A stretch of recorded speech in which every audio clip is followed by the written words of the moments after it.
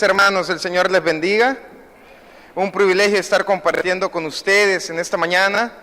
Como bien lo decía mi hermana, mi nombre es Herbert Quintanilla. Yo sé que algunos están diciendo, ¿y este muchacho es pastor? Tengo 30 años de edad, hermanos. Conozco al Señor desde los 19 años de edad. Y en el año 2009, el Señor me hace un llamado específico al país de Uruguay. Yo no sabía, hermano, y perdone mi ignorancia, yo no sabía geográficamente dónde quedaba Uruguay. Lo único que le decía al Señor era, Señor, que Uruguay no quede en África, Señor, porque ahí dicen que se comen a la gente. Así que me fui al Mapamundi, hermanos, y vi que Uruguay quedaba en Sudamérica. Yo le comencé a preguntar al Señor, Señor, para empezar, no sé qué se necesita para ir a Uruguay. No sé si necesito sacar visa. Señor, como todo buen salvadoreño, te voy a abrir mi corazón. No tengo dinero. No sé qué hacer, Señor. Entonces el Señor puso en mi corazón que lo primero que tenía que hacer era prepararme. Comencé a prepararme en mi iglesia, el Centro Evangelístico de las Asambleas de Dios, referente a las misiones durante un año. Comencé a prepararme profesionalmente, porque en Uruguay no le abren tan fácilmente las puertas a los misioneros, ya que el gobierno tiene como religión principal la parte masónica. Ellos están muy cerca de Brasil, están pegados a Brasil. Ellos creen mucho en el vudú, en la magia negra, en la magia blanca. Entonces, no le abren muy fácilmente las puertas a los misioneros. Comencé a prepararme con la carrera de psicología, porque me di cuenta de que en Uruguay tenían muchos problemas de depresión. Y vi una estadística que me llamó la atención. Uruguay, hasta el día de ahora, es el país en América Latina que tiene la tasa más alta de suicidio juvenil, comenzando desde los 8 años hasta los 25 años de edad. Cuando yo vi eso, entonces fue una confirmación del Señor para que yo estudiara psicología. Me gradué de psicólogo y, hermanos, le voy a confesar algo. Me hice loco, hermanos. Me hice loco. Entonces el Señor nuevamente me jala y me dice, no.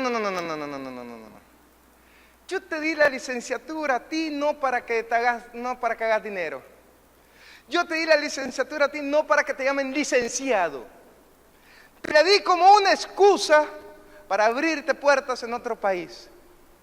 Así es que, hermanos, yo públicamente quiero agradecer a esta iglesia, porque a finales del año 2009, su pastor me recibió, Pastor Ernesto, sin conocerme, me abrió las puertas de su casa y me apoyó económicamente para mi viaje a Uruguay. Antes de entrar de lleno a la palabra del Señor, que es a lo que usted y yo hemos venido, quiero que me acompañe en una oración. Y luego quiero mostrarle unas imágenes de lo que el Señor me permitió hacer en Uruguay. Incline su rostro, oramos. Señor, te agradezco por la vida de mis hermanos, por la vida de mis hermanas. Gracias por esta hermosa iglesia. Gracias por darnos la oportunidad de compartir tu palabra. Señor, todo sea para honrar y glorificar tu nombre. Que aquellos hermanos y hermanas que tienen llamado misionero o un llamado específico, Señor, salgan desafiados de esta reunión. Que tu Espíritu Santo también traiga sanidad al momento de compartir tu palabra y aquella persona que nos visita y que no te ha reconocido como su Señor y Salvador, también tu Espíritu Santo lo ministre para que se arrepienta y vuelva a ti. Te amamos, Señor, en el nombre de Jesús. Amén. No sé si me pueden ayudar con las imágenes, hermanos. Fíjense, hermano, de que Uruguay es un país muy lindo. Le confieso, cuando yo iba en el avión, yo iba pensando, ¿y a qué voy, Señor? Mire, yo soy bien salvadoreño, hermanos, y no es por quedar bien con ustedes, pero en la iglesia donde yo soy pastor, los hermanos hasta me molestan porque yo no veo el fútbol internacional, hermano, yo solo veo el fútbol nacional. ¿Y sabe de quién soy aficionado, hermanos? No me va a creer, del Águila, hermanos. En serio, delante del Señor. Entonces, cuando yo me iba para Uruguay, yo iba pensando, Señor, ya no voy a ver al Águila, dije. Las pupusas, mire, hermano, la horchata, la limonada. Así que llegué a Uruguay y lo primero que vi en Uruguay fue esto. Este no es un mar, es el Río de la Plata. El Río de la Plata se caracteriza porque es la frontera natural que divide a Argentina con Uruguay. Cuando yo iba en el avión y veo el Río de la Plata, yo dije, Señor, qué nación más bendecida. Qué nación más bendecida. De repente, si me pueden seguir ayudando ahí con la presentación, de repente me comencé a reunir con los jóvenes de la iglesia. Me llamaba la atención que el hermano misionero que nos recibió, él se llama Ronnie Mejía, más adelante sale una foto de él. Él es salvadoreño, tiene 8 años de estar ahí. Cuando yo llegué me dice, Herbert, me dijo, estamos en avivamiento. Y eso tenemos 10 jóvenes. ¿En serio? Le dije. Sí, me dice. ¿Y por qué decís que en avivamiento? Es que el 3% de toda la población uruguaya es cristiana. En Uruguay son 3 millones de uruguayos. Territorialmente El Salvador cabe 5 veces en Uruguay. Es por eso que cuando yo llegaba a Uruguay y me presentaron un pastor de apellido Curbelo, él me dice, venís a poblar Uruguay, me dijo. Porque dicen que los salvadoreños son buenos para eso, me dijo. Ellos, hermanos, son los jóvenes que estaban en Uruguay. No solo son uruguayos. El chico que está a mi izquierda y a mi mano derecha con lentes, ellos son paraguayos. El pastor donde yo me hospedé apoya misiones en Paraguay, un orfanato, y ellos son del orfanato, no tenían a dónde vivir, a dónde estudiar, porque en la ley de Paraguay decía que después de los 18 años se tenían que salir del orfanato. Así que el pastor Curbelo, el que me atendió a mí, tomó la decisión de adoptarlos como sus hijos. Sigamos, por favor. Este es el misionero salvadoreño, él se llama Ronnie Mejía. Este fue el primer día, hermanos. Cuando yo llegué a Uruguay, yo llegué totalmente, hermano, desorganizado con el tiempo. Si usted dice, hermano, qué bonito, ¿y qué horas son ahí? La 1 de la tarde. No, hermano, estamos a las 8 de la noche. El sol se comienza a ocultar alrededor de las 9, 10 de la noche, hermanos. Atrás de nosotros se encuentra la gobernación de Uruguay, la alcaldía uruguaya. La ciudad de Montevideo es una ciudad antigua. Ellos guardan mucho la arquitectura europea, de hecho ellos son descendientes de los italianos. Me llamó la atención que cuando nos estábamos tomando la foto ahí, Ronnie me estaba diciendo, hermano Herbert, me dijo, sí, te quiero explicar algo de la cultura uruguaya. Ajá, le dije. Aquí los hombres uruguayos tienen una costumbre. ¿Cuál? Le dije. Cuando te van a saludar no te dan la mano, te saludan de beso. Y no uno, Herbert, sino que 2.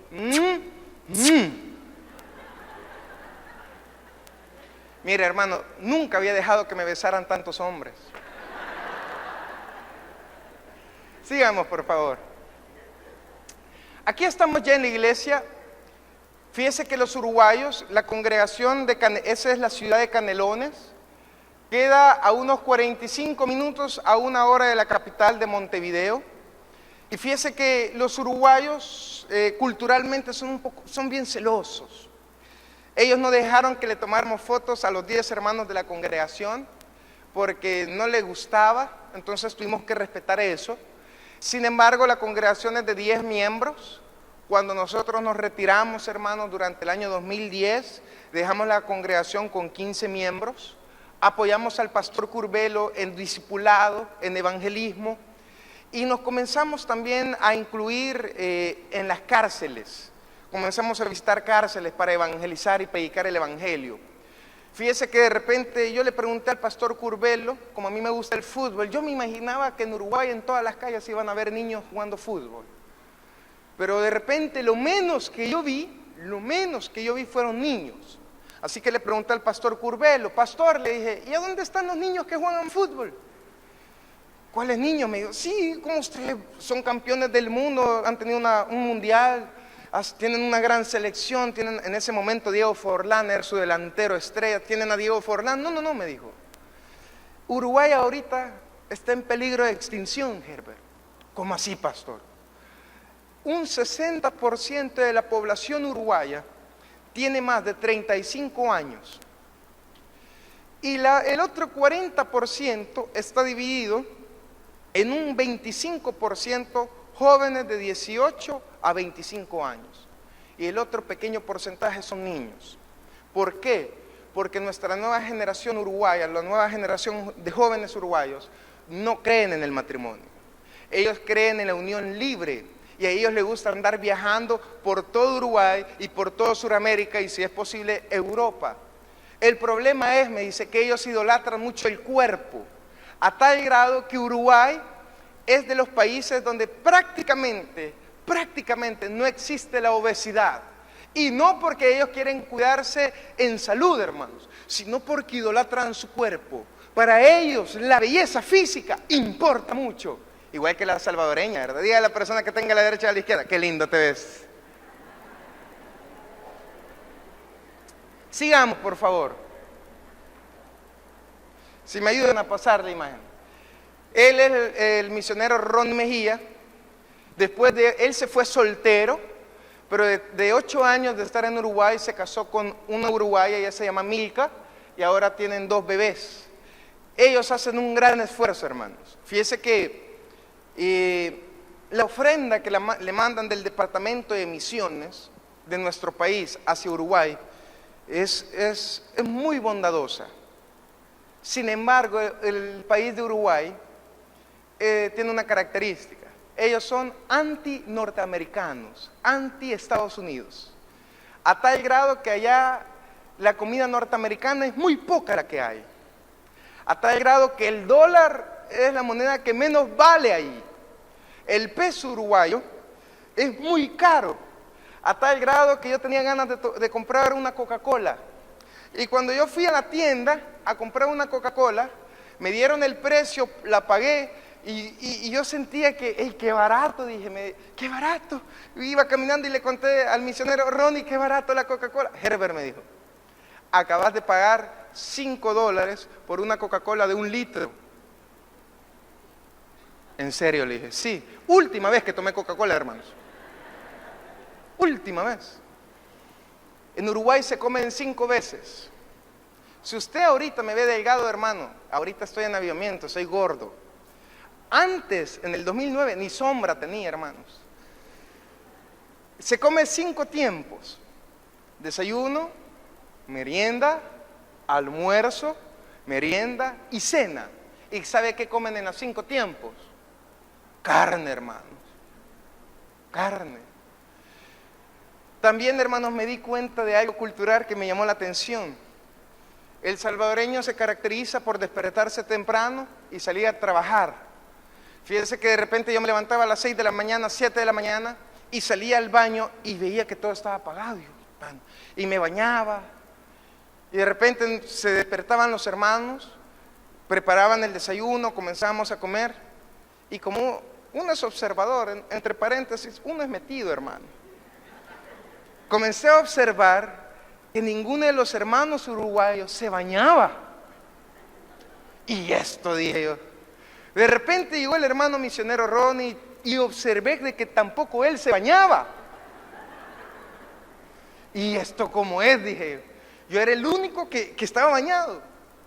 Bueno, entonces en la noche me tomé el valor y le pregunté al hermano Ronnie, le dije, sí, me dijo, ¿y no te bañas?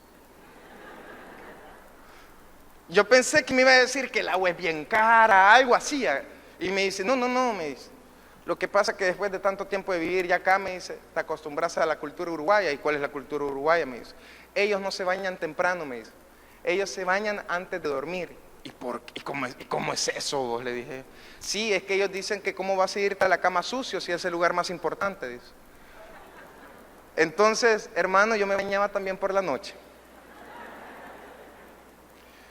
¿Por qué le cuento todo esto, hermanos? Porque durante el 2010 que yo estuve en Uruguay, yo tenía la firme convicción que el Señor me había llamado a hacer misiones ahí. Le vuelvo a repetir, trabajamos muy bien en cárceles, campamentos juveniles, discipulado, pero de repente de la iglesia que me había mandado, me dan la notificación que tengo que regresar a El Salvador, porque tenían problemas de fondos. Mira, hermano, cuando me dicen eso, yo hablo era mi pastor de jóvenes, hoy es el pastor general, con el hermano Edwin García. Cuando el hermano Edwin García me dice, Herbert, se tiene que regresar. Mire, yo comencé a pensar, Señor, ¿y a qué me trajiste entonces? Para que me regrese avergonzado a mi país. ¿Por qué, Señor? Y todo el esfuerzo que he hecho, Señor, todo el esfuerzo que han hecho los hermanos que me apoyaron, ¿qué ha sucedido, Señor? Pero mire, el Señor tiene un propósito para todo. 2 días antes de que yo me regresara al país, el pastor Curbelo me dice, Herbert, te quiero invitar a comer un sándwich. Ay, perfecto, fuimos y me llevó a un parque y comenzamos a platicar, a charlar.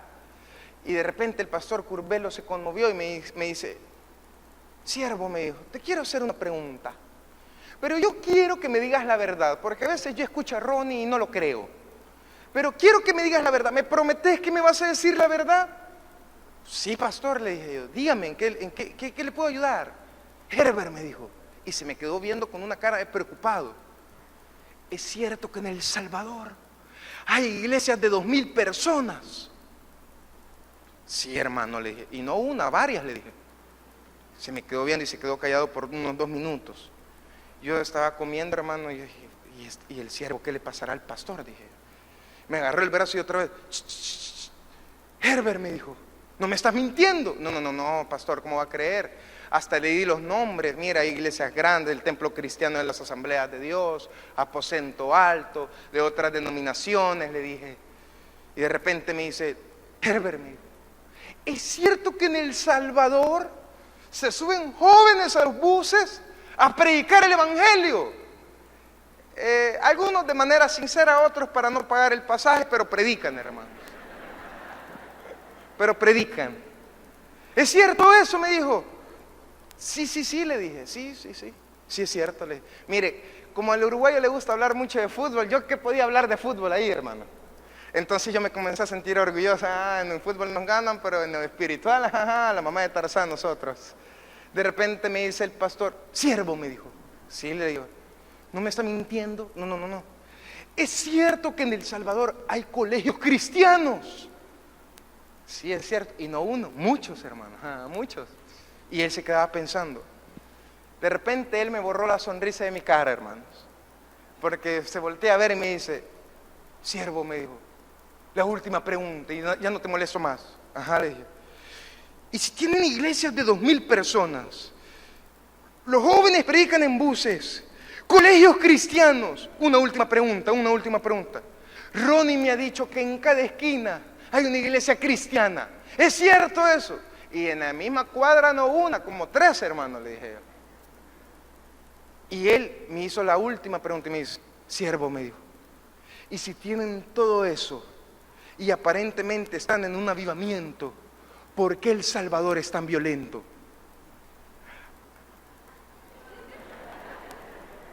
Oremos, hermano, le dije, comamos.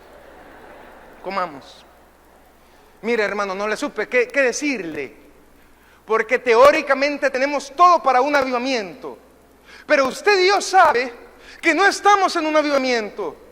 Usted y yo sabe que la iglesia cristiana evangélica es muy grande en El Salvador, en número, pero espiritualmente, hermano, hermana, no estamos influenciando nuestro El Salvador como lo deberíamos que influenciar. Usted lo sabe. Así que cuando yo me regresaba de Montevideo para El Salvador, mire, hermano, fíjese que la iglesia me manda el pasaje y me mandó uno de los pasajes más baratos, así que tuve mucho tiempo para pensar. Me tardé casi un día en regresar a Uruguay. Me mandaron a Ecuador, de Ecuador me mandaron a Perú, de Perú me mandaron a Colombia, de Colombia me mandaron a Panamá, de Panamá me mandaron a Costa Rica, de Costa Rica me mandaron a El Salvador. Así que tuve mucho tiempo para pensar. Y cuando yo venía de Costa Rica a El Salvador en el avión, las palabras del pastor Curbelo comenzaron a hacer eco en mi corazón. Si tenemos todo para un avivamiento, ¿por qué no lo estamos viviendo? Y el Espíritu Santo me dijo, ahora ya sabes por qué te mando de regreso. Porque te tuve que sacar del Salvador para que veas lo que El Salvador se está perdiendo. Te tuve que sacar de tu comodidad para que tú veas que estás desperdiciando lo que yo te he dado a través del sacrificio de mi Hijo amado. Amada iglesia, yo le quiero compartir esta mañana las 3 misiones que la iglesia salvadoreña tiene que actuar en este hermoso país. Este hermoso país que no le pertenece a la delincuencia, que no le pertenece a los políticos, que no le pertenece ni a usted ni a mí, le pertenece al Rey de Reyes, y eso es Jesucristo, hermanos.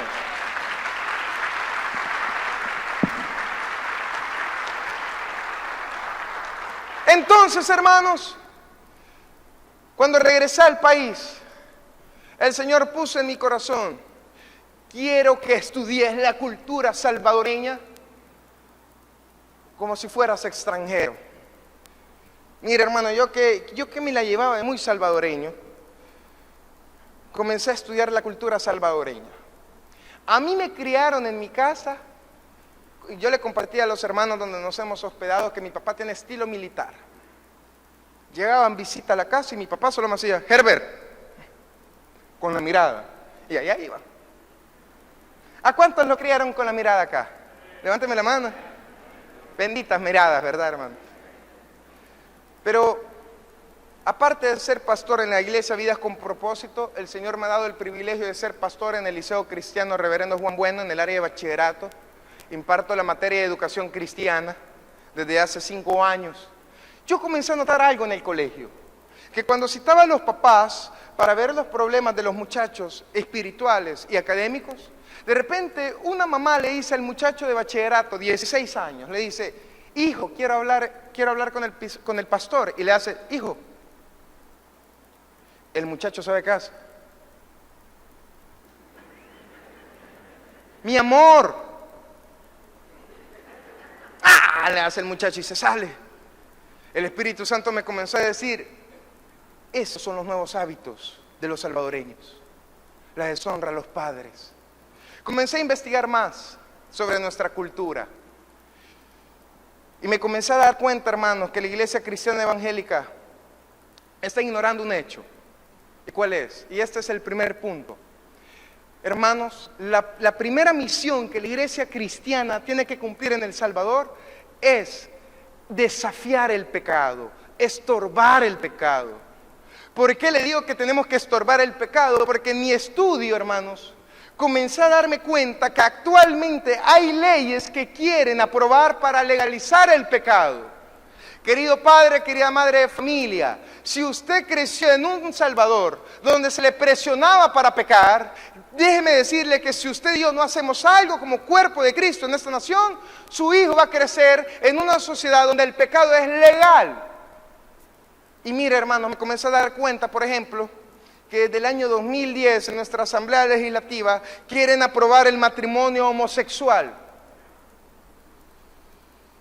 Tanto el partido de gobierno, y yo dije, bueno, por lo menos tenemos la oposición ahora que no va a votar por eso.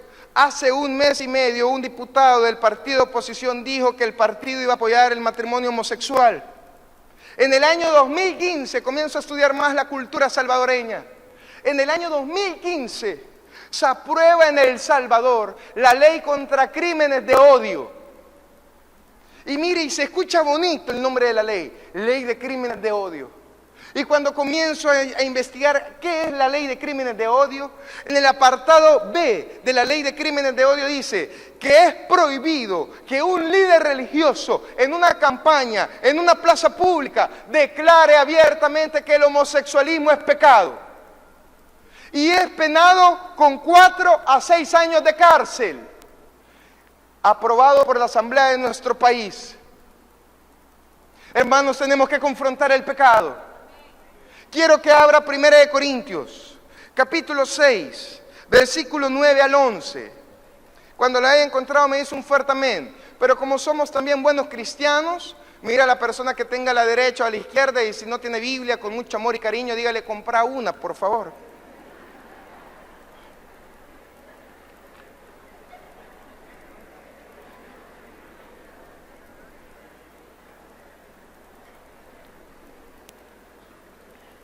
¿Lo encontré, hermano? 1 Corintios capítulo 6, verso 9.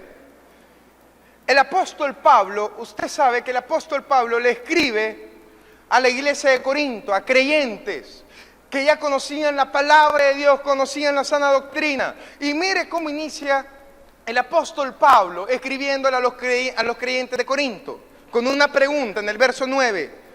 ¿No sabéis que los injustos no heredarán el reino de Dios? ¿Y quiénes son los injustos? No erréis, ni los fornicarios, ni los idólatras, ni los adúlteros, ni los afeminados, ni los que se echan con varones, ni los ladrones, ni los avaros, ni los borrachos, ni los maldicientes, ni los estafadores. ¿Heredarán qué, hermanos? Hermano, ¿y sabe que esas vidas nos las va a demandar el Señor Jesucristo si no hacemos misiones en nuestro país? Yo le quiero animar a la juventud de esta iglesia, que usted sea misionero en la empresa donde usted está, que usted sea misionero en la universidad donde usted está, que usted sea misionero en el trabajo donde usted está, porque hay personas que tienen el pecado de 1 de Corintios capítulo 6, versos 9 y 10. Y usted sabe que la única solución al pecado es Jesucristo. Y usted sabe que a través de Jesucristo hay una transformación real en la persona. El problema es, hermanos, que hoy llamamos a lo bueno, ¿lo llamamos qué? Y a lo malo lo llamamos bueno. Es por eso que la iglesia tiene que confrontar el pecado. Fíjese que estaba en una consejería y en el colegio me habían mandado a un muchacho, 16 años, 17 años, segundo año de bachillerato, que él públicamente, en el colegio, en la iglesia y también en su familia, se había declarado homosexual. El día viernes, cuando yo me preparaba para venir acá a San Miguel, el Ministerio de Educación, el Ministerio de la Inclusión Social, firmado por Banda Piñato, y también el Procurador de los Derechos Humanos nos manda una nota al colegio, explicando que tenemos la obligación como colegio de apoyar y de respaldar toda decisión de orientación sexual en nuestros estudiantes, que no le podemos prohibir que sea homosexual. Mire, hermanos, cuando el muchacho llega a mi escritorio y me dice, ajá, pastor, ¿qué quiere hablar conmigo? Comenzamos a hablar poco a poco. Y de repente me dice, mire, pastor, le voy a decir la verdad, me dijo. Yo soy homosexual. Ah, ¿de verdad? Le dije. No sabía, le dije. Ah, no sabía, si todos acá saben, me dijo. No, no sabía, le dije. Y comenzamos a platicar. Y él me dijo, pastor, ¿sabe que los homosexuales somos exitosos? Tenemos personas homosexuales en los medios de comunicación, en la política. Somos exitosos. Yo soy exitoso, me dijo. Voy bien en las notas. Ajá, me dijo, ¿qué me puede decir? Y fíjese que honestamente yo no sabía qué decirle, hermano. Yo comencé a orar, Señor, ¿qué le digo? ¿Qué le digo? Y de repente una pregunta sencilla le hice. Amigo, le dije yo, te voy a hacer esta pregunta, pero respóndeme de manera sincera. Ajá, me dijo. Sos exitoso, pero sos feliz. ¿Por qué me pregunta eso? Me dijo. Porque según las estadísticas dice que la comunidad LGBTI dice que el homosexual se sale de casa a temprana edad, entre los 15 a 17 años, porque su familia por lo general no acepta su orientación sexual. Tienen graves problemas de depresión por la discriminación social y ellos tienen altos índices de suicidio, le dije. Entonces yo me pongo a pensar, soy feliz. El muchacho solo inclinó la cabeza y comenzó a llorar y me dijo, pastor, es lo que yo vivo en mi familia. Yo soy el menor, pastor, y mi hermano mayor le dice a mi mamá que me pegue para que me haga hombre. ¡Pégale, pégale! Me dice. Pastor, mi papá me abandonó cuando yo tenía 8 años. Hoy vive en Nicaragua. Y a él no le importa mi vida.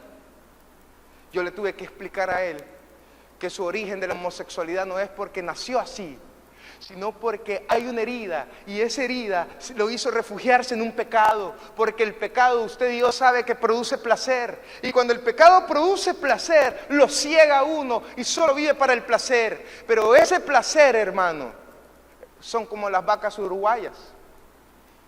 ¿Cómo así, pastor? Como las vacas uruguayas son muy famosas por la leche y por la carne, Yo le pregunté al pastor Curbelo, pastor, ¿y cómo matan las vacas? Le dije yo. Yo quiero ver cómo matan las vacas, le dije. No, me dijo. Acá en Uruguay tenemos un proceso de calidad excelente, me dijo. Ay, ¿cómo es? Es una gran bodega, me dice, donde hay 4 cuartos. Hay una máquina que no hace que hace que la vaca se mueva. Primera habitación, me dijo. La vaca entra por esa habitación y le ponen música clásica. Música clásica, le digo al pastor. Sí, para que se relaje. Vaya, dije, vaya, está bien. Segunda habitación, me dijo. Aparte de la música clásica, la segunda habitación está pintada de nubes y de cielo, para que se relaje más la vaca. Vaya, qué bueno, dije yo, qué bueno. Tercera habitación, me dijo. La tercera habitación, aparte de la música clásica, aparte de los dibujos del cielo y las nubes, ya en la tercera habitación ya le comienzan a dibujar zacate. Y en la cuarta habitación me dice, al final de la cuarta habitación está la puerta abierta y hay un lugar verde donde se ve el zacate natural, me dice. Y la vaca piensa que para ahí la llevamos. Así que cuando la vaca va saliendo de repente por la puerta, ¡fum!, cae la navaja y le corta la cabeza un solo, me dice. Eso hace que la vaca muera relajada. Y eso hace que la carne no sea tan dura, me dice. Por eso nosotros tenemos la mejor carne. ¿Sabe que así es el pecado, hermano? El pecado a este joven lo cegó tanto por el placer que la Biblia dice que la paga del pecado es ¿qué? Es por eso que la iglesia tiene que estorbar el pecado. Y la primera misión de la iglesia es comenzar a predicar el evangelio completo de Jesucristo. Que el ser humano se tiene que arrepentir de sus pecados y solo puede tener salvación a través de ¿quién? Y eso es tarea suya y tarea mía. Así que la iglesia tiene que predicar el evangelio completo, estorbar el pecado. Punto 2, hermano. ¿Qué más tiene que hacer la iglesia? La iglesia tiene que cumplir la misión de ser un lugar de restauración. Diga conmigo, restauración. Quiero que lea, por favor, el verso 11. El verso 11 conmigo. Bien interesante cómo comienza el apóstol Pablo con este versículo. Mire cómo comienza. Le dice todos los pecados que Corinto tenía. Y mire, y esto erais algunos. Oiga, qué interesante. Y esto erais algunos en pasado. Porque esta iglesia de Corinto había encontrado un lugar de restauración.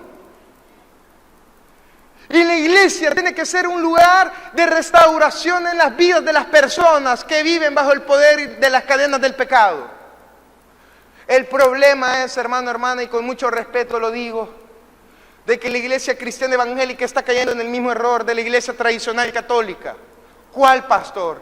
A mi humilde opinión, es que la iglesia evangélica se está convirtiendo poco a poco en el papel de juez. Y la iglesia evangélica no tiene que ser un juez. Ese papel solo le pertenece ¿a quién? A Cristo. La iglesia evangélica cristiana tiene que ser un lugar de restauración. Y esto erais algunos. Para todo pecado, hermanos, la única solución es Jesucristo. Mas ya habéis sido lavados, ya habéis sido santificados, ya habéis sido justificados en el momento del Señor Jesús, en el nombre del Señor Jesús y por el Espíritu de nuestro Dios. Hermana, yo le quiero hacer una pregunta. Cree en misiones, predique donde usted se mueva. Predique el arrepentimiento de pecados, predique el perdón de pecados, predique la restauración de la persona a través de Cristo. Pero para predicarlo, hermano, hay que vivirlo. Así que yo le quiero preguntar a la iglesia, ¿usted vive lo que predica? Ay, hermano, ¿llamas usted? ¿Usted vive lo que predica? Amén. Han desayunado, ¿verdad, hermanos? Lo voy a volver a preguntar, ¿usted vive lo que predica? Porque, hermanos, el juicio comienza por la iglesia. No comienza por otro lado. Y cuando yo venía en el avión y aterrizo y comienzo a estudiar la cultura salvadoreña, ahora entiendo por qué el Señor me trajo nuevamente a Uruguay. La iglesia tiene que estorbar el pecado. No tiene que permitir que el pecado reine en nuestro país. En San Salvador, hermanos, le quiero contar chismerío santo, si se puede, pastor. En San Salvador nos estamos uniendo con algunos pastores de Asamblea de Dios para estorbar el pecado.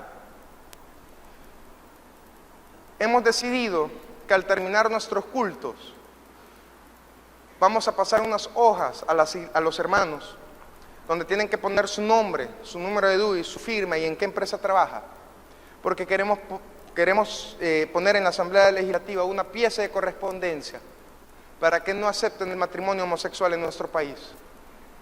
No porque seamos homofóbicos, no, sino porque defendemos las leyes establecidas de Dios. Y el matrimonio fue creado por Dios, no por el gobierno, y el gobierno no puede dar algo que no fue creado por Dios, que fue creado por Dios.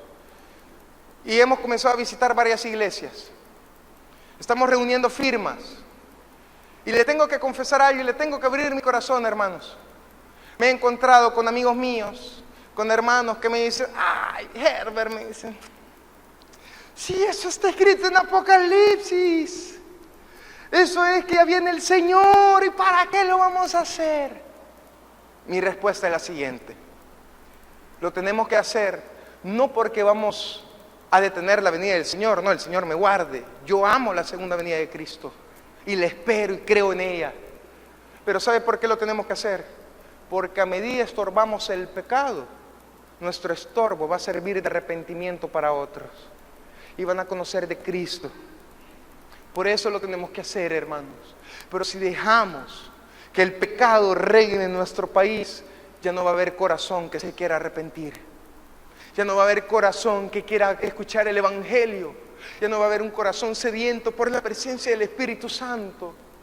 Hermano, hermana, y con temor de Dios le voy a decir algo. Si usted está sentado en este lugar y alguno de los pecados que acabamos de leer, usted sabe que lo está cometiendo, el Señor no lo está juzgando. El Señor lo trajo a este lugar para que sea restaurado a través del arrepentimiento y a través de Jesucristo, porque el Señor ama su vida y el Señor desea la transformación de su vida. Y el tercer punto, hermanos, que yo quiero compartirles, aparte de estorbar el pecado, de que la iglesia tiene que ser un lugar de restauración, el tercer punto es que tenemos que dar testimonio. Diga conmigo, testimonio. Abra su Biblia en Hechos, capítulo 1.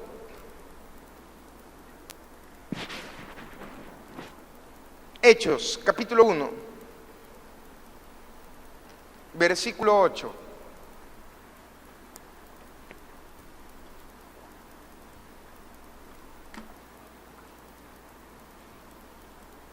¿Lo encontró? ¿Me dice un amén?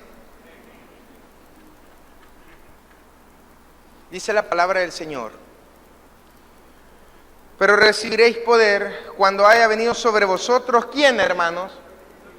Dígame un amén los que tienen al Espíritu Santo en su vida. El Espíritu Santo. Y me seréis testigos en Jerusalén, en toda Judea, en Samaria y hasta lo último de la tierra. Hermanos, antes de ir a lo último de la tierra, tenemos que predicar el Evangelio en nuestra Jerusalén. Y nuestra Jerusalén es nuestra casa, es nuestra familia. Por ahí comencemos a hacer misiones. Que nuestra familia vea que somos diferentes porque tenemos el poder del Espíritu Santo en nosotros. Yo le tengo que testificar, hermanos, que mi papá es cristiano, pero no se congrega. Tiene 73 años, se queda en la casa y él dice que vea al hermano Lisandro por televisión. Entonces, cuando yo me hice cristiano, él no era cristiano, él era ateo. Mi papá me había comprado un televisor y me había puesto cable en mi habitación. Querido padre de familia, eso es pecado que lo haga con su hijo. Ya le explico por qué. De repente mi papá me dice, a las 9:30 de la noche se apaga el televisor. Perfecto. Lo apagaba, pero a las 10 de la noche, que yo sabía que mi papá ya estaba dormido, encendí el televisor. Y de repente, hermano, yo comencé a ver noticieros deportivos, Sports Center, el canal de ESPN. Y en una ocasión, yo comencé a cambiar los canales. Y de repente me encontré con una película pornográfica. Yo le dije al Señor, yo ya conocía al Señor. No, Señor, le dije. Cuando se estén besando, te prometo que la quito. Se estaban besando, no, Señor. Cuando ya estén desvistiéndose, te prometo que la quito. Así pasé la hora, hermanos. Y nunca la quité. Yo dije, no, Señor, solo esta vez, ya no. La siguiente semana, otra vez. La siguiente semana, no una, ya 2 veces. Y de manera indirecta, hermanos, me comencé a involucrar en el pecado de la pornografía. Servía en la iglesia, predicaba el Evangelio de Cristo, pero no era libre en mi corazón. Así de que, ¿cómo hice para que el Señor me restaurara? En una ocasión ya no aguantaba más, me sentía el peor hipócrita del mundo. Fui donde mi líder, él se llama Rolando Colindres. Y le dije, Rolando, tengo que confesarte algo. ¿Qué pasó? Y con pena y vergüenza le dije, soy adicto a la pornografía. Mira, hermano, yo esperaba que Rolando me dijera, qué bárbaro, qué sucio. No, qué bárbaro, anda ahora. ¿Sabe lo que hizo Rolando? Herbert me dijo, te entiendo. El Señor me sacó de ahí. Y no estás solo, yo te voy a ayudar para que el Señor te restaure. Él se comenzó a reunir una vez por semana conmigo, a discipularme, a enseñarme la palabra, a pesar que yo la conocía, porque el peor pecado de la iglesia es creer que todo lo sabe. A discipularme. Y hoy le puedo testificar que tengo 10 años de no ver pornografía. Estoy casado, tengo un hijo de 2 años, y mi hijo de 2 años no tiene televisor en su habitación. Y solo tengo una televisión en el apartamento, y está en la sala. Y cuando mi esposa me dice, mi amor, ya me voy a dormir, señal para apagar el televisor porque el ensayo ve el mal y se aparta. Y me voy a dormir.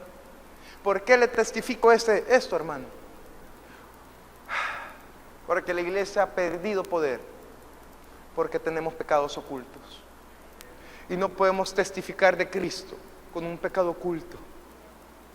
Amada iglesia, y con temor del Señor le digo, yo estuve orando y le dije, Señor, ¿verdaderamente querés que predique este mensaje? Le dije, porque tengo que hablar de misiones. Y el Señor me dijo, habla de Uruguay, pero habla de esto. Así que, hermanos, si usted tiene un pecado oculto, nadie lo juzga, pero el Señor lo ha traído a este lugar para que se arrepienta, porque el Señor necesita de su vida para ser un misionero en El Salvador. Yo quiero pedirle, hermano, que incline su rostro, cierre sus ojitos, vamos a orar.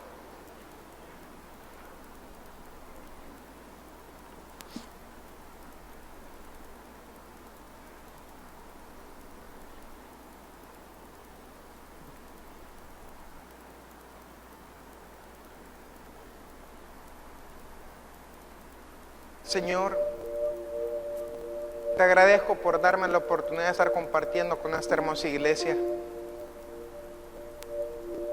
Te agradezco, Señor, por la vida de su pastor, por la familia pastoral, por los diáconos, por los líderes, por los miembros de esta iglesia, que sin duda alguna su influencia en San Miguel es muy grande. Señor, pero a veces descuidamos lo más importante, conocerte más a través de la palabra, a través de la oración. Y probablemente aquí hay alguna persona, Señor, que está luchando con algún pecado oculto. Ese pecado oculto lo hace sentirse culpable, sucio. Probablemente es líder, comparte. Probablemente tiene un llamado a misiones, pero ese pecado le hace creer que no lo va a poder sacar adelante. Yo quiero pedirte, Espíritu Santo, que ministre cada corazón. Espíritu Santo, toca cada ser de cada persona en este lugar, en estos momentos. Espíritu Santo, transfórmalos en el nombre de Jesús a tu imagen y semejanza. Señor, que el Espíritu Santo comience a tocar esos corazones al arrepentimiento. Porque el primer paso de la restauración es el arrepentimiento. En el nombre de Jesús de Nazaret. En el nombre de Jesús. En el nombre de Jesús, trae libertad a la iglesia. Porque hay una nación que nos necesita. Hay una nación que necesita de su vida, hermano, y es el Salvador. Esta es nuestra Jerusalén. Nos pertenece como herencia de Dios. Espíritu Santo de Dios, muévete en el nombre de Jesús. Y rompe cadenas de adicciones en esta hora, Señor. Rompe cadenas, Señor, de pecados ocultos, de la mentira, de la avaricia. Rompe cadenas, Señor, de fornicación, de adulterio. Y trae restauración al corazón en el nombre de Jesús. Trae una genuina restauración, Espíritu Santo de Dios. Y declaro en el nombre de Jesús, Señor, en el nombre de Jesús, que van a ser testigos de tu palabra, que van a ver tu poder, tu gracia sobre ellos. Señor, esperamos tu segunda venida, pero la Escritura dice que tú esperas una iglesia sin mancha, sin arruga. Señor, queremos tener nuestros corazones santificados para ti. Ahí con su rostro inclinado, hermanos. Si aquí hay alguna persona en esta mañana